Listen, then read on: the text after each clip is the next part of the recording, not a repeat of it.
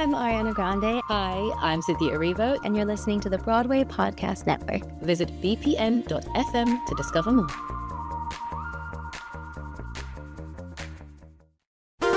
There's a cat over here. There's a cat over there. And the wrong one died. And the wrong one died.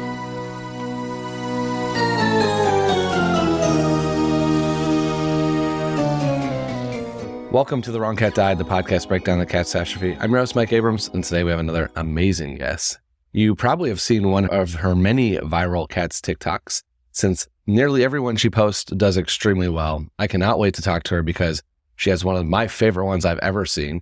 So welcome, Nina Straface, and thank you for joining me. Hi, I'm so excited to be here. I am really excited because I want to talk about the very first TikTok that you made that I saw, at least. Okay. And I'm not on TikTok that much. I kind of barely use it, just mostly for the podcast. And I remember at the Met Gala, somebody dressed up in a full cat suit. And I had the same reaction that you had of wow, this is cats. This is cats at the Met Gala. And you posted this really funny, this is the Welcome to the Jellicle Ball. And it went super viral. And so I want to know, I want to start there because you're obviously a Cats fan. How did you decide, hey, it's time, I got to post this? Was there a lot of thought that goes into it? Or was it just this is funny, I'm going to post it? So when it comes to TikToks, I realized that I am more strategic than I might come off. So it's the Met Gala. We're looking at the celebrities arriving. I know the theme is Karl Lagerfeld, and I think I saw Doja Cat arrive first, and everyone was talking about how Karl Lagerfeld had this cat. I'm so sorry, I forget her name, so I don't want to mispronounce it. The first Doja Cat comes up, I'm like, that's so typical. That's typical Doja Cat. And Jared Leto showed up in the full cat suit. I knew that I was like, I have to make something because I have an account that is mostly dedicated to theater. Mm-hmm. And I know that when it comes to what gets popular on TikTok, so the Met Gala, that is something that videos about the Met Gala, they're going to do well. And Cats, although it is musical theater, which is typically regarded as not that popular, Cats on TikTok, it is a popular topic. Mm-hmm. So I was like, I have to make a Cats joke before anybody else does because I can't look like I'm copying anybody. So I make it, and it ended up being, at the time, my most watched and my most liked video ever. And wow. The official Cats the Musical Instagram did reach out to me and ask me to repost it. And they said that they would give me credit. And that is how it happened. It was a mixture of a spur of the moment idea, but also a slightly strategic idea to be like, well, this is a video that might do well because it is two topics that they are a little bit popular on social media. So I knew that this will get some traction, but I didn't know that it would get that much traction. So yeah, so it's really interesting. Were you watching the red carpet for the Met Gala, or was it just watching on social media as stuff is popping up? Yeah, I think that's how I do it. I don't watch it live or anything on social media. There's a couple accounts that I follow that will post updates of this person's here in this outfit and this person's here in this outfit. The one thing I do regret about that TikTok is Lil Nas X also did have a cat inspired look. And so I did not put him in the TikTok, but I mentioned him in the comment. Okay. So, You could have had a couple more jellicles in that video. Yeah. I do have some unfortunate news about that video. With the most recent deal with TikTok and UMG, so a bunch of music is getting stripped off of TikTok right now. Yep. And a lot of my videos, a lot of other creators' videos, they're getting muted because of whatever music was used on it. And the Cats one got muted. And so I had to replace the sound. And so now there's just a different song over it. And you can't hear my voice anymore. So I am a little sad that one of my best videos ever got kind of warped. Yeah, I noticed that because I went this morning to see how many views it had. Yep. And I clicked on it just to watch it again. And I was like, it's silent, all because of the music. But that is, it's its own beast of a conversation. I'm sure that's happening. Absolutely. All right, we're going to come back to TikTok because you've had a couple other recently. But I want to talk first about your CATS fandom. So when was the first time you saw the show and how did you get into it? Okay. I've been prepping for this because it's kind of a long road about how I got into it. Okay. So I have to, before I get to CATS the musical, I have to talk to you about a book series called Warriors. I don't know if you've heard of it. It's okay. I'm not familiar. I'm not familiar. So it's a book series. It's called Warriors. Online now, if you look it up or try to watch any social media video about it, they'll call it Warrior Cats to make it simpler, just ambiguous, whatever. So Warriors is a book series about feral cats that live in the woods, and they all live in different clans. There's 4 different clans in this book series about feral cats. And it's just kind of about the socio-political ongoings of these clans of cats. But the thing about them is they have their own unique naming system. Spirituality is a very big theme of the entire series. They talk to their ancestors. They get prophecies from their ancestors. They have leaders, and these leaders live multiple lives. It's canon that the leaders have several lives. And in this book series, every month, all of the cats gather under the full moon to talk about the ongoings in their clan. So I was a fan of this book series when I was a preteen. I've always loved cats as the animal. I've always been like a girl that loves cats. My cousin got me introduced to this book series. We read it as preteen. So there was a precursor to me getting into CATS the musical because they might as well be the same thing. The Venn diagram between the Warrior Cats fans and CATS the musical fans is a circle. Like, yeah. I swear. All right. So I'm looking this up because I'm not familiar as we're talking.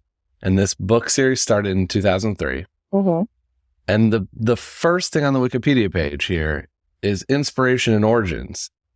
And nowhere in that entire paragraph does it say CATS the musical, which should be inspiration because everything you just said is CATS the musical. Literally.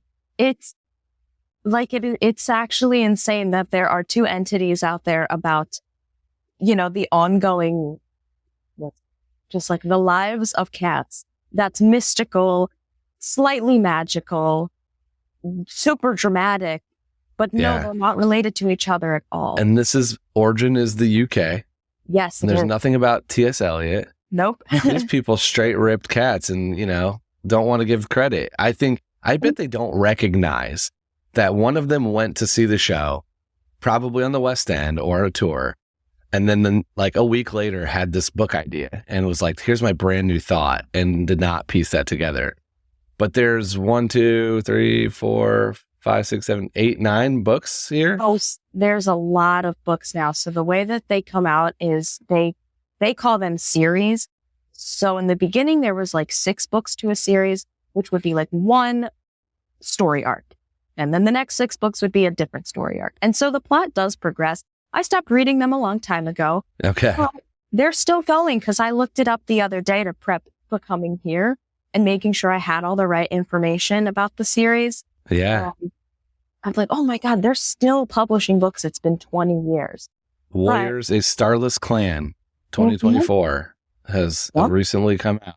Yeah, I'm fascinated by this because it's, to your point, it sounds identical. And that's, okay, so you read those.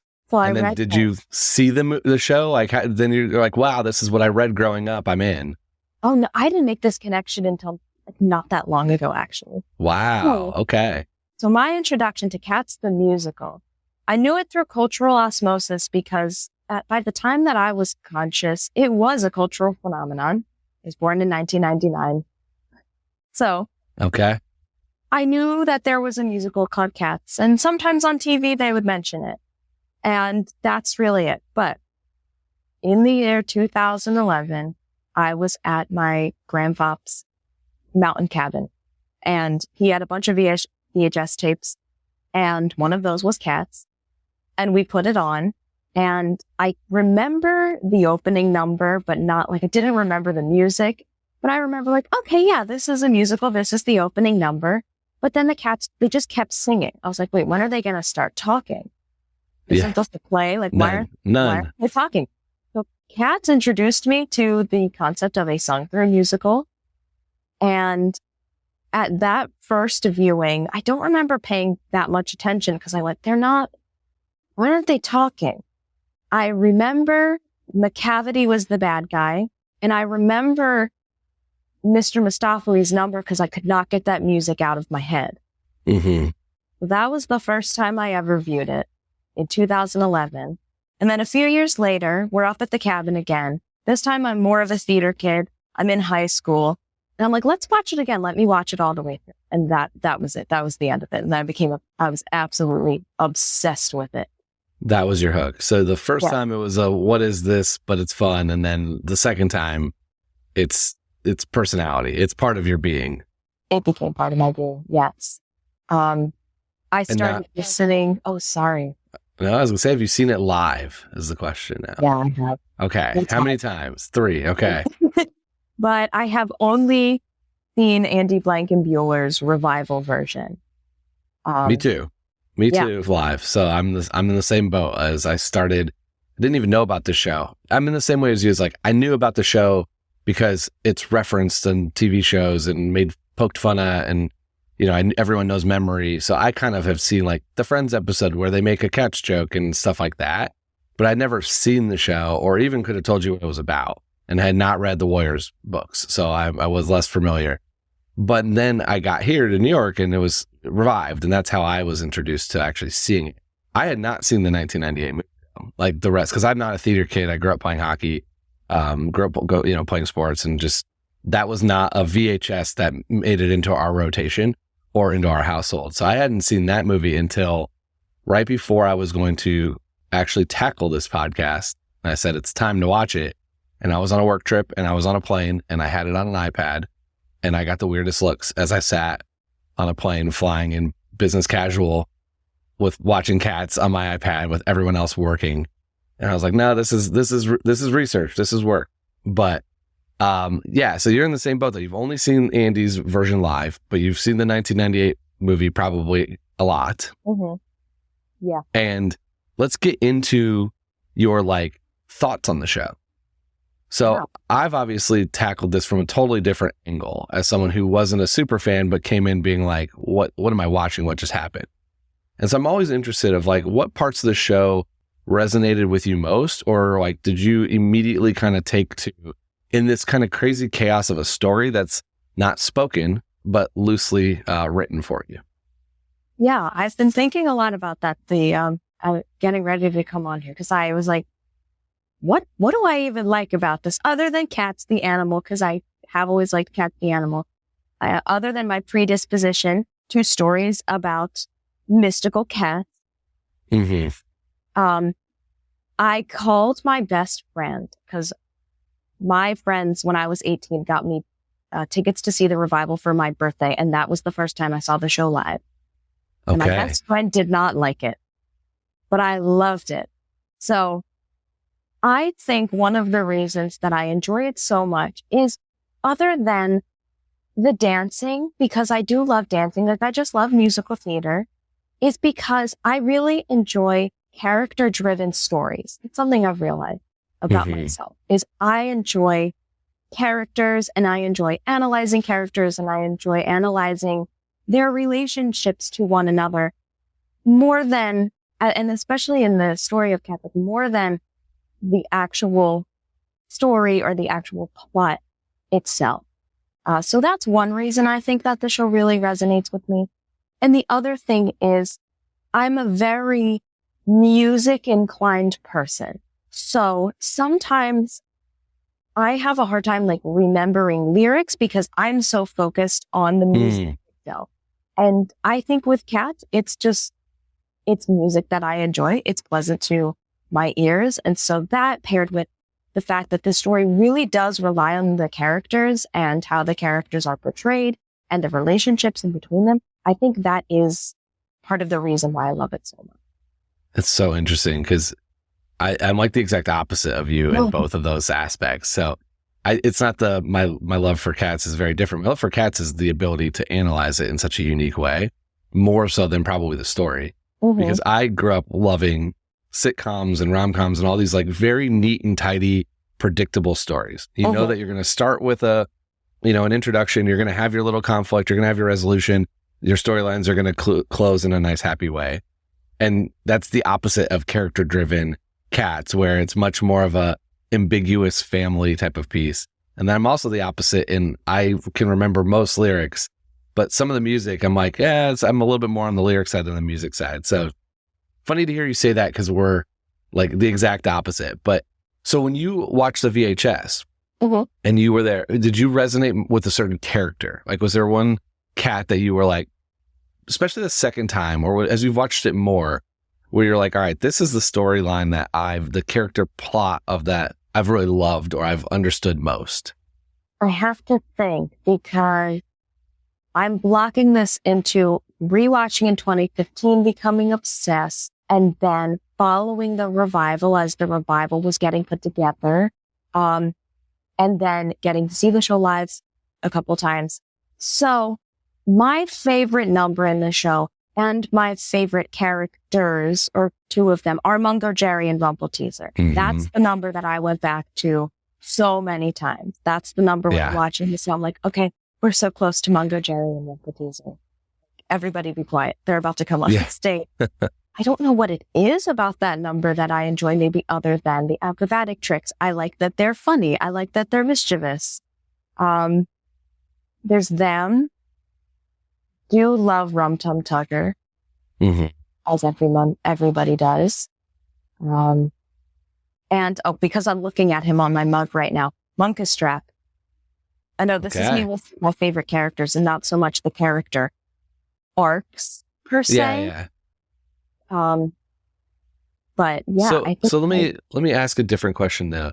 When you watched it because if I'm doing my math right, you're around 12, then you watched it around 18. And then you went to see it around 18, right? So if that's or maybe 12, 16, 17, see it around 18. Yeah. The first time you watched it, obviously, it didn't even sound like you watched the whole thing with your grandfather. It was kind of at the cabin. You watched some of it. That's kind of an age where some of the sexual nature of this might have been recognized. But then as an adult, like, you're definitely picking that up the second and third time you're seeing this. So did you notice any more of those, like with multiple viewings? Because one, it's hard to catch it in the first viewing anyways. It's such an overwhelming show to watch. But then as you start watching it more and more, you learn more and more. Did you start to pick up on some of the like weird and dark storylines that kind of come with the show?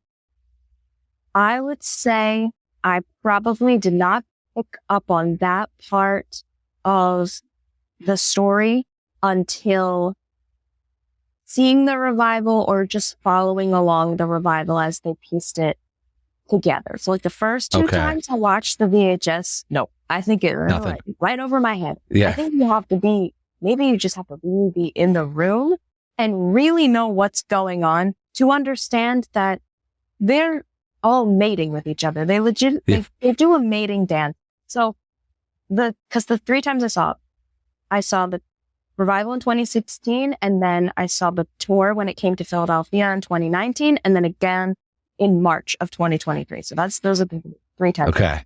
But yeah, as a preteen and teenager, I don't think I was thinking about that at all. I was thinking about, oh my God, look at the costumes and the dancing and the music, and that's what this show is about. I didn't pick up on that when I was 12, but at the revival and then seeing the tour, so I'm like, oh, this is absolutely what's going on. I mean, this is why people love Rum Tum Tugger.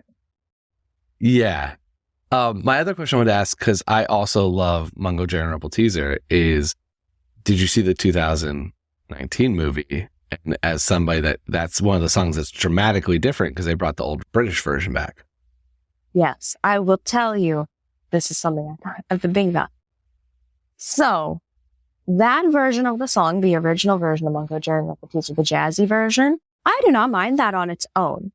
I still think it's a good song and it's fun. I do prefer the version that they brought to Broadway and the version that it's now used. I was surprised that that is the version that they used in the movie. I wonder what the decision-making process going into that was.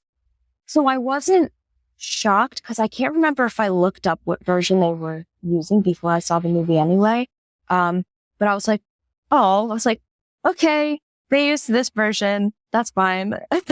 I like the other one. Didn't know there was another version until I saw that movie, and I was like, that's very different. And then I was with my producer, and I kind of turned and looked at him, and I was like, did you know that there's another version of the song? And he knows CATS a lot less too. Then, especially that was early in my show, so I really didn't know much at that point. I was still learning this stuff on the fly, and we both had to look it up, and we're like, nope, that's the original. It's the very first version, and so it kind of threw us off. Yeah. There's a lot. There's, between the original London show and the original Broadway show, of course, because I'm thinking about just the cast recording specifically here. I've never really watched any footage of those two original. But Mungo Jerry and Rumpelteazer were in the original London production, and it was that version. And then when they brought it to Broadway, they started out as a puppet show that the Cats put on for Old Deuteronomy. And that's when the version we know now, that is where that came from. Because if you listen to the original Broadway cast recording, Mr. Mistopheles is singing Mungo Jerry and Rumpelteazer. They're not singing about themselves. I don't know where in the show's run that the two of them singing that song together came in, but originally, it was muddy. Yeah, I think so. I'm trying to remember if I've read a couple books about CATS at this point now, and I think there's some conversation about the original choreography was too difficult to really do and sing at the same time. I think that was a big part of it was, could you do all this stuff and actually be able to sing well, to sing their own song? And so they had the other cats singing it while they did the dance number.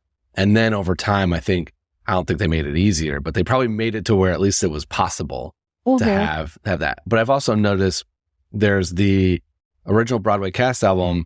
It's just Mungo Jerry singing, right? And then now you get both cats singing. So you get some of that mix of how it's evolved over the years. Yeah. I want to hear a little bit from you about, like, as a fan who watched it, grew up with it, you've listened to a few episodes. Is there anything I've said in this show? I'm now 150 plus episodes in. We're pretty deep into this. But early on, it was a lot of stuff I was kind of making up, probably actually full on making up. But is there anything that you've heard or just lore that I'm so wrong on, or that the fan base is so mixed on that there's no like right answer and you're like, this is my version, but I actually hear other ones? Because I've heard a lot of these and I've never got a definitive answer. Okay. Yeah. I'm going to think back to some episodes that I've listened to the past couple weeks. The one thing that was said on here, I can't remember who's said it, that I really liked and haven't thought about before, is the idea that Victoria is the cat that was chosen as the Jellicle choice last year and is reincarnated. I thought that was very interesting and a very interesting way to look at the story, because she is a pretty central character to the show and to the story. And I think that adds an extra layer as to why we pay attention to the white cat so much, why she's so much. That one I was like, oh yeah, that's really interesting. I've never looked at it that way before. Something that stuck out to me is, I think it was Haley Fish's episode, who played Rumpelteazer in the revival. I saw her as Rumpelteazer in the revival. And she said that Mungo Jerry and Rumpelteazer are not siblings and that Rumpel has a crush on. And I went, oh, whoa. I fully believed that they are twin siblings. So yeah. So that the couple that I was thinking of that I don't think I ever get a straight answer on, and a couple I've thrown on social media and have got a 50-50 vote split, is that one, is Mungo Jerry and Rumpelteazer. So are they siblings or are they trying to be together? And then there's kind of this belief, at least the tour you saw the second year, they kind of believed that Jenny was the mom of one of them and the other was trying to like win them over. So I think it was Rumpelteezer's maybe mom, and Mungo Jerry's trying to like win her hand and trying to impress mom. The other one is Bombalurina and Demeter as sisters, friends, lovers. Like, where do they fall on the spectrum? And that's another one I've got zero answers to. Yeah. Because I've been watching some 98 clips and watching a bootleg of their 2016 revival and trying to look at their moments together after hearing that question asked on the podcast. And my conclusion, maybe friends. I don't think that they're sisters. They don't read as sisters to me. So maybe friends, maybe lovers. Like, I'm not going to say like, oh no, they're not in love, but I'm like, I don't think they're related. Yeah. The vibe I get is they're not related. Just maybe because with McCavity, when I think of their number about McCavity, they're singing about like their relationship with their history with this one guy. I'm not saying that sisters can't have dated the same guy. I'm sure it's happened. But like, I think because of the song, I'm like, nah, I think these are two girls that maybe bonded over their trauma in McCavity. And now they're friends. And maybe they're lovers. I agree. So that's where I fall on that spectrum. But I remember so vividly, I posted, I don't even remember what the joke was, but I posted they're lovers type of like tweet joke.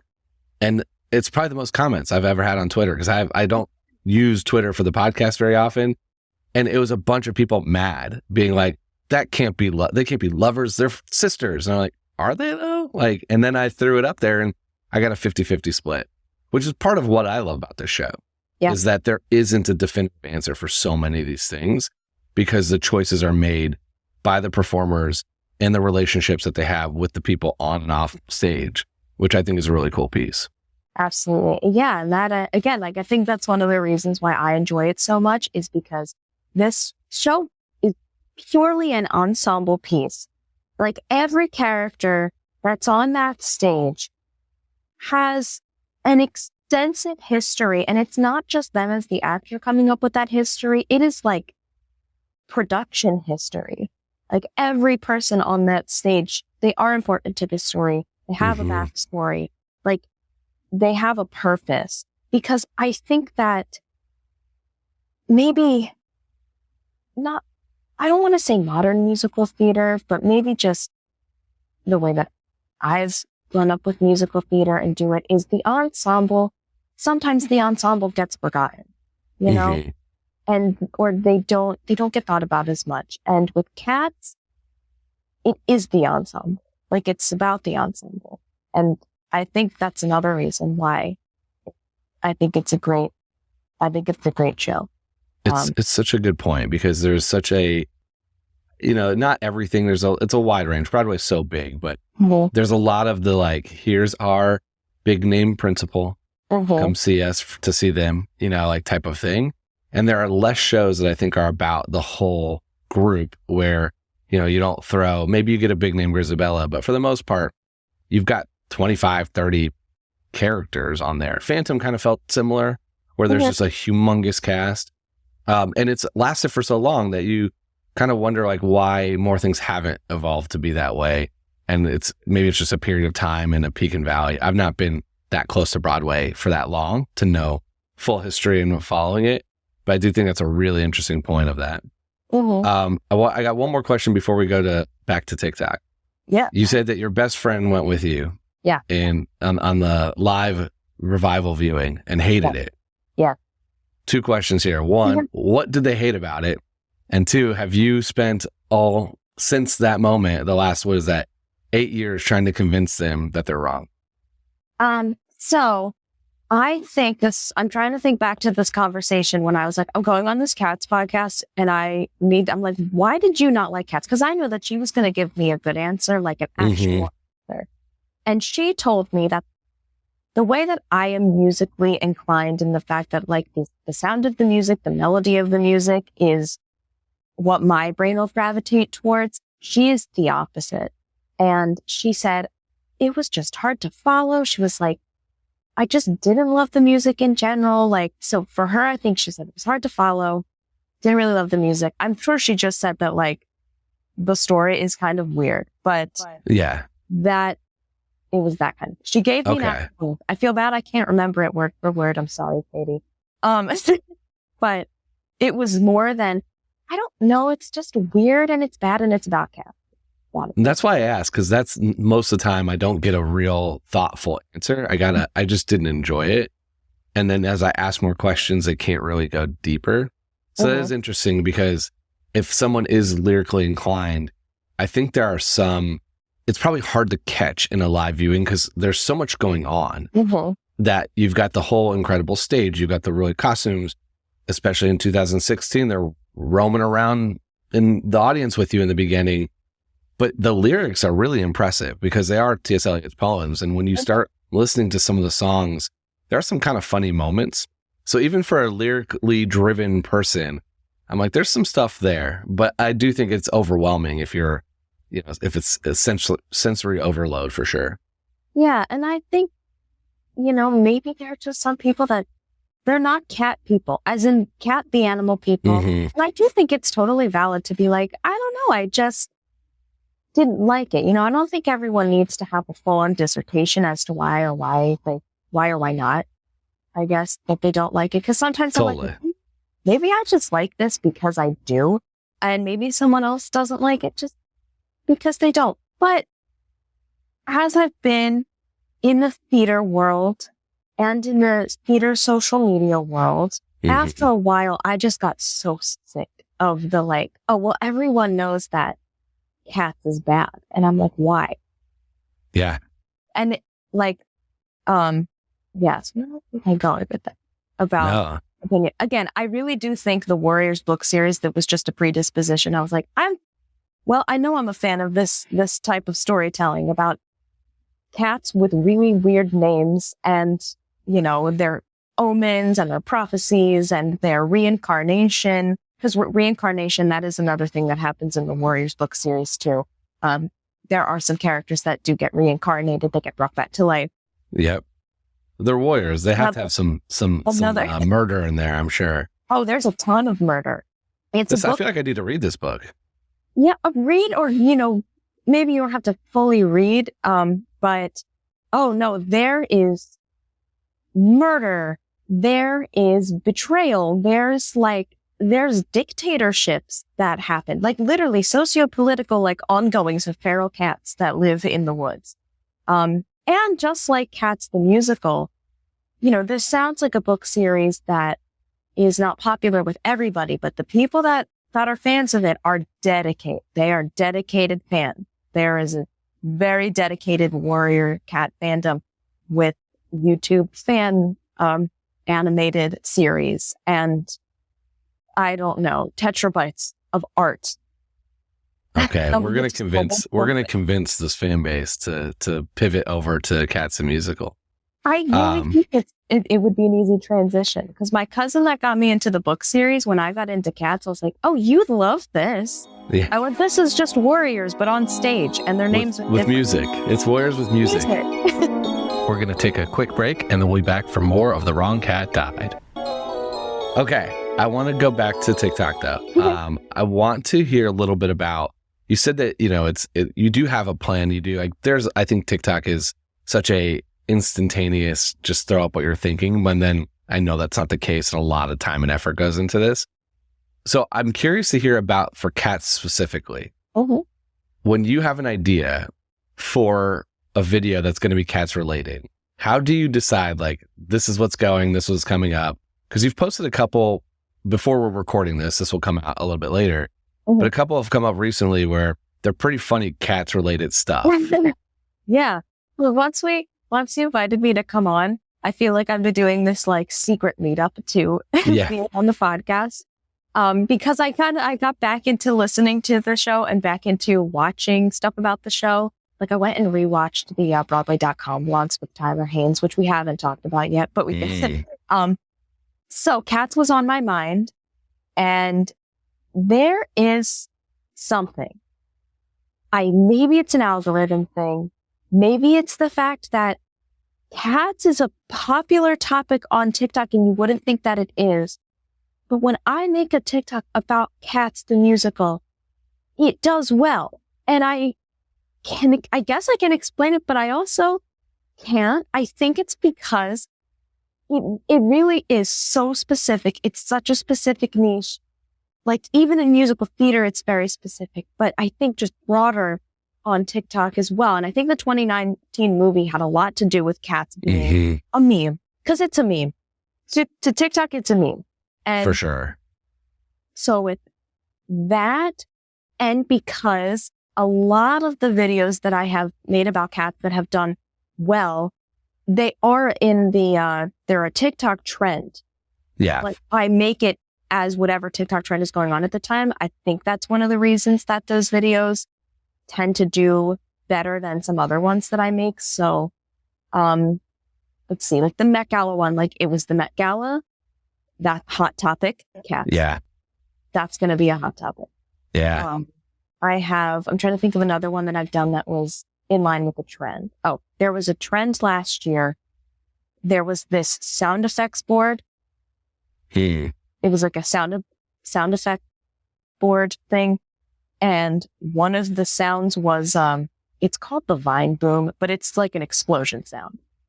So the trend was someone going, "Oh, you're literally my dream girl." And then the person would say all of these negative things about themselves and use that sound effect. Oh, yeah. I do remember that. So I made one that was like, "I love cats," sound effect. Like, no, I unironically love cats the music. I was like, I think it's better than a lot of musicals. Like, so that one did pretty okay because trend. Or there's another one I have.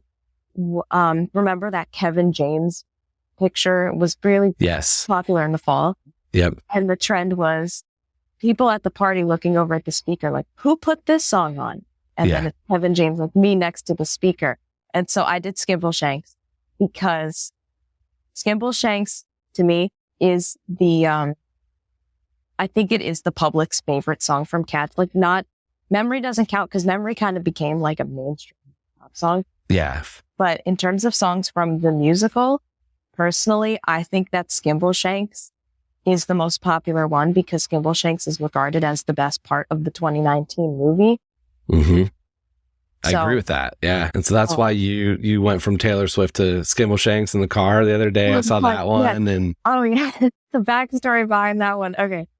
Again, I don't know if I'm like revealing myself to be like calculating or a fraud, but a lot of the stuff that I post, even the cat stuff that I post, is kind of strategic and it's planned. It's not all of it is spur of the moment. Like the idea, I'll be like, oh, I should do this cats video, but I was like, I got to think about it. So the video I posted in the car, that's one that is doing much better than I thought it was going to. So my sister, my younger sister, is doing the Disney College program, and I had to drive her down to Florida to move her in. And one of my other friends came along the trip with us. And the night before we left, I was like, wait, I have this idea. Okay. And like, so it'll start out as me in the car and I'm talking about how morale is really low. And then I say, hit it. And then you start blasting Skimbleshanks. Yeah. And then I like scream. Originally, I was going to take a sip of, I had like one of those double shot Starbucks espresso can. Yeah. I was gonna like sip that and then scream, but I didn't want TikTok to think that I was being a reckless driver. So, yeah. So I don't know if that was a really long-winded explanation, but that is a planned video. And we waited until it was nighttime and we waited until we were like really long into the drive. And I was like, okay, let's make it now. And it just so happened that one of the ways that we got ourselves through this road trip to Florida was we listened to every single Taylor Swift album in order. Okay. And we had to kind of pause that. And I was like, okay, you'll film, but let me backtrack. It got funnier with the fact that at that point we were just on one of Taylor Swift's sadder songs. And so the switch from Evermore to Skimbleshanks was so drastic anyway. Yeah. And that was my friend that was like, oh, let me film the music playing on the radio, and then that'll make it funnier. I loved it. I loved it because I immediately was like, oh, it's Bomb Ballerina. Like it was like Taylor Swift is in the movie. We went from Cats to Cats, but that's obviously not why you were going from Taylor Swift, the biggest pop star in the world, to Skimbleshanks. Yeah. Which is definitely a bop. It's a song that'll wake you up. It wakes you up. I loved it. I do think it's interesting because as much as a lot of the stuff that's either not perfectly curated, like there's the content creators who spend all day like editing and filming and like really putting together these movie quality videos. And then there's a lot like what you just said, which is it looks a little bit more spur of the moment organic, but I'm sure none of it is, because even the few like, oh, I have a really good idea, half the time I throw a note down and then I got to find a moment where I could actually film that or have this scenario. So I love hearing that it's like you were ready. You knew that at some point in this drive, you were going to need Skimbleshanks, and that's a great video idea. And so it's like, let's just plan to get this ready to go, and then we'll throw it up there. Yeah. And while we were driving, there's actually another video of me that my friend posted on her own TikTok of Champagne Problems by Taylor Swift playing. And I am explaining the plot of Cats to her in depth because she actually didn't know. And so it's me saying like, okay, so then Grisabella sings "Touch Me, It's So Easy to Leave Me" because she's so lonely, she's so touch-starved that she just wants someone to touch her. And Victoria, the youngest cat of the clan, touches her and welcomes her back in. But what's funny about it, it's me explaining the plot of Cats, and a sad Taylor Swift song is once again playing over. But yeah, I think when it comes to content creation, especially with TikTok, which brought a new wave of organic looking, relatable, spur of the moment content where, you know, if you think about I'm thinking about the 2010 YouTube era, which was very pretty, very curated, very planned vlogging style. And then at the end of the 2010s is where that silly, relatable vlogging style came in. I'm thinking like Emma Chamberlain style of vlogging. And then TikTok comes along.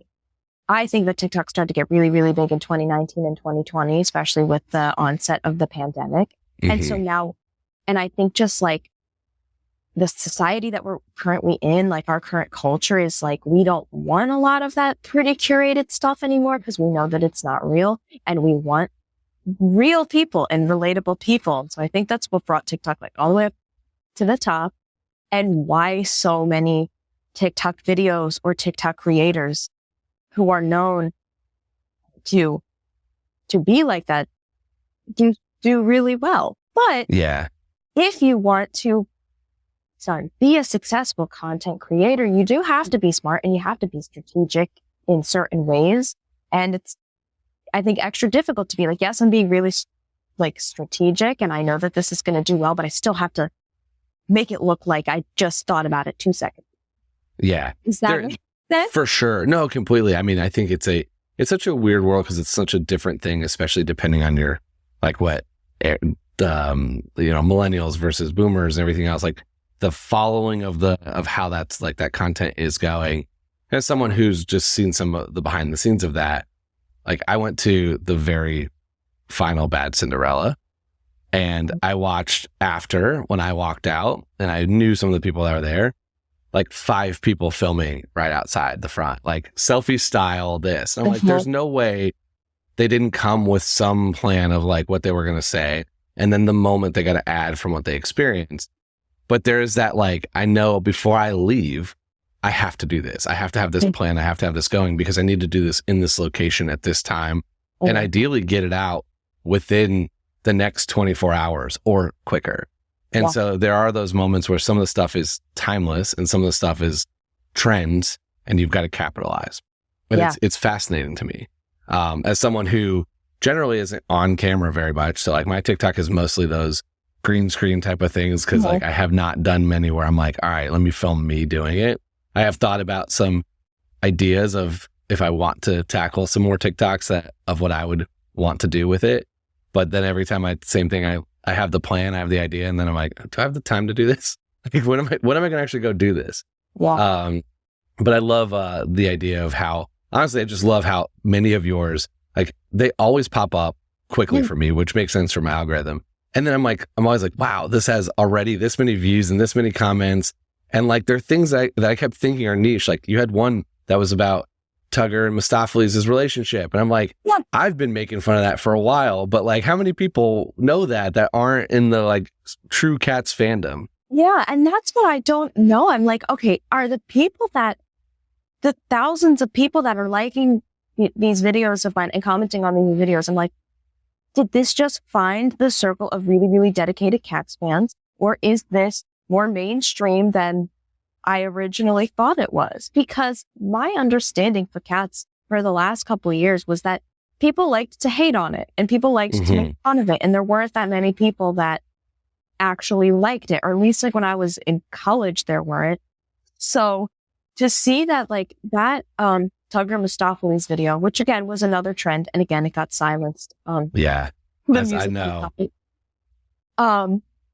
That got over 1,000 likes within 12 hours of being posted, and for much bigger creators, that number's not going to mean anything for them. But to me, when I'm like, oh, if something got to 1,000, I'm like, this is doing well. Even if something gets to a couple hundred likes. For me, that's doing really well. So that's why the Met Gala video that was at 177,000. And that was my first TikTok to hit 1 million views too. That was insane. And like, oh my God, that video got saved by, the Apatow sisters of Judd Apatow's daughters. So one of his daughters saved that video to her favorites folder. Wow. I was like, I've made it. Yeah. Niche internet micro celebrity, which has been my goal this entire time. But like, it is very interesting. And I don't have I do not know why the Cats videos do really well, other than the fact that, well, I guess it's something that gets memed a lot. And maybe the algorithm knows that I make this kind of stuff a lot, and it pushes the cat stuff onto the For You pages of other people.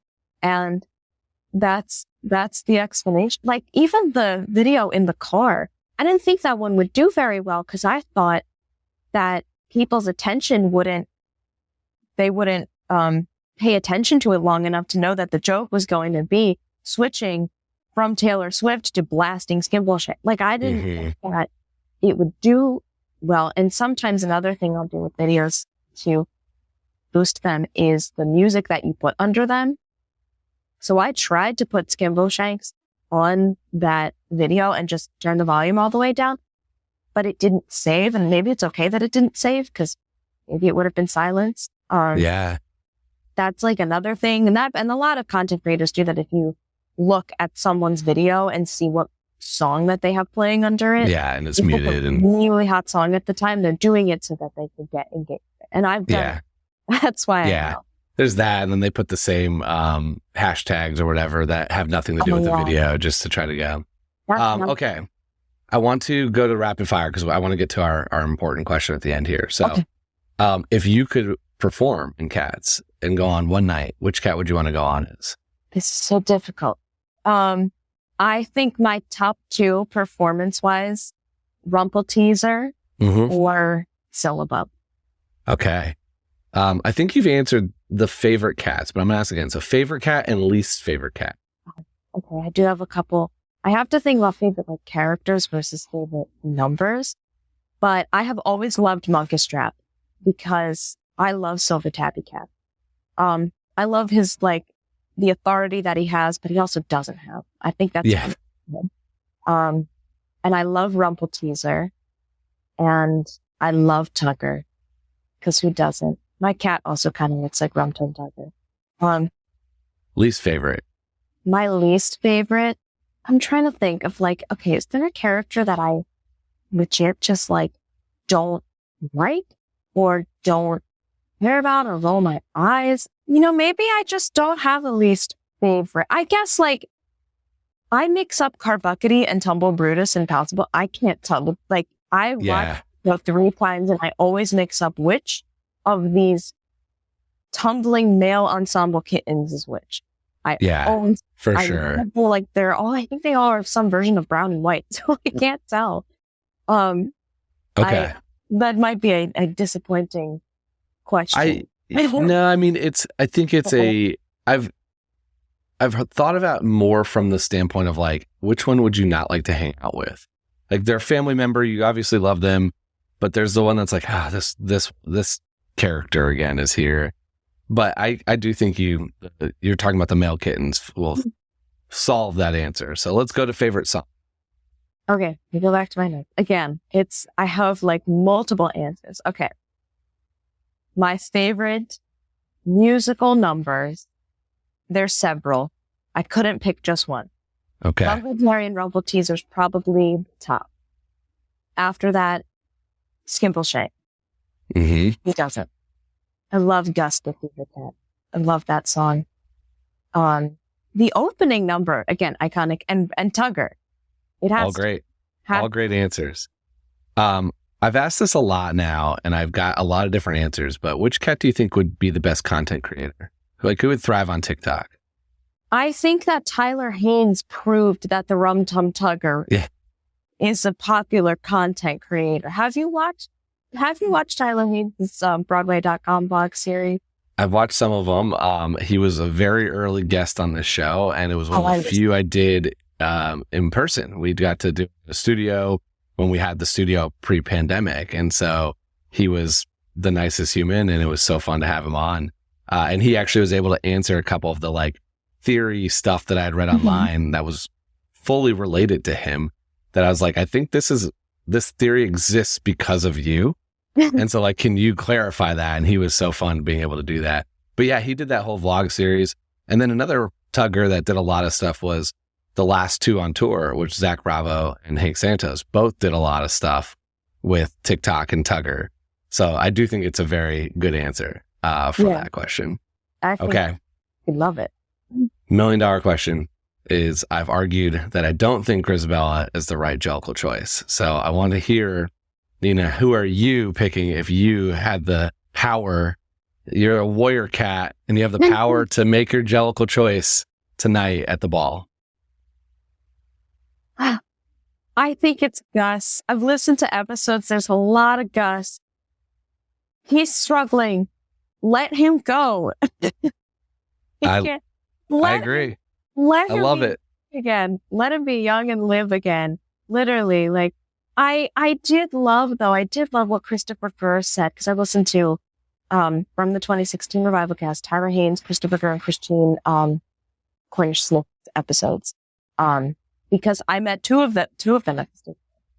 And I do love what Christopher Gurr said about, like, I don't even know if Gus should come back. Like, I think Gus's soul is like needs to go. And I do agree with that. But if I had to pick someone other than Grisabella, I think it's gotta be Gus, because you know, another thing that I think about this show is these cats that are singing about themselves to be like, pick me to die. Sometimes I'm like, I don't know if they want to die. I think they just want to show up. I don't think Tugger wants to die. Totally. Tugger loves the attention. He doesn't want to die. I think Mungo, Jerry, and Rumple Teaser, they're not ready to go. Bustifer, he wants to keep his money. He wants to keep his clubs. He wants his food. Like, why give that up? You know what I mean? No, completely. I think there's a few cat race that you could like truly make the argument that they're really ready. And it's the way that the show's built. There's ages for them that they're supposed to be playing. And there are a couple that are older. And that's the group that really is singing for their ability to go. That's Grisabella, Gus, Jenny, McCavity in a sense. And maybe one or two others, but like that's mostly it. The rest, I think you can make arguments, but you have to have a different rationale for what the Jellicle choice means than what the most common version of that is. Yeah.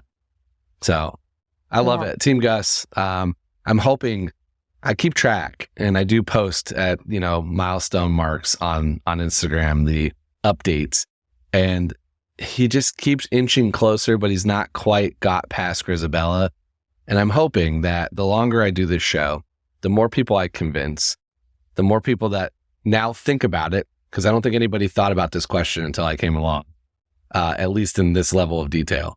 And I'm waiting for the day that he passes Grisabella for the top vote on this podcast, and I will be celebrating. And maybe that's when I stop, because I'm like, we've done it. She's not the number one pick, but she's got a slight lead still. Yeah. And it's not that I like necessarily disagree with Isabella being the choice. I'm like, but if I had to pick somebody else, I would pick Gus. He's so tired. Let him go. Who wants to pick a Bumpus category? For sure. I mean, look, the musical's written to be Grisabella with a redemption arc. So I'm not going to sit here and pretend that she's not worthy, but I have my doubts of other reasons why she shouldn't go. Yeah, absolutely. Well, this has been so fun. How can people see and hopefully catch all your next amazing CATS TikToks and keep up with you on all platforms?